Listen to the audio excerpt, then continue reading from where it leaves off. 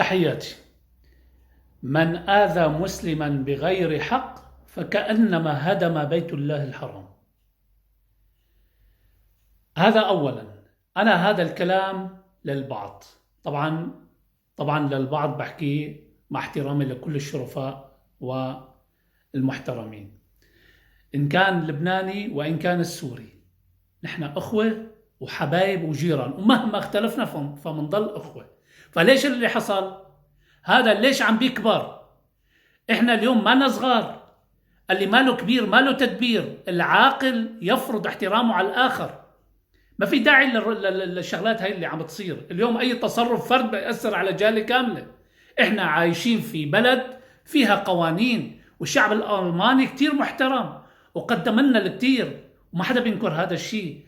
يجب عكس الصورة، نعطي أخلاقيات حسنة وجيدة.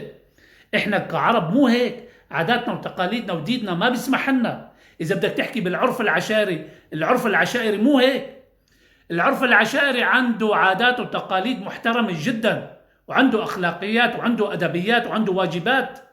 نحن أولاد عشائر. إذا بدنا نحكي بالرجولة والعشائر، عنا رجال بتصف من هون لبرلين. بس ليش؟ هذا ما بيصير. عيب علي أنا أحكي هيك، ما بيصير. اللي ماله كبير ماله تدبير. أنا من المفروض أهدي. اليوم اتصور لا سمح الله لو انقتل واحد، لا سمح الله، المشكلة بتجر كل الناس. بصير في فوضى بتقتل بعضها. على حساب مين؟ انت جيت على ألمانيا مشان شو؟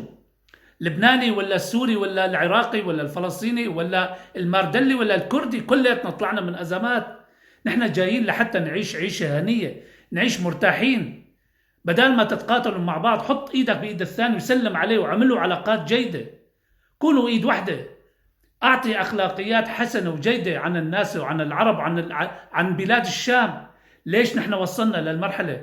لعنة الله على كل واحد بيعمل فتنة. لعنة الله على كل واحد بيعمل فتنة.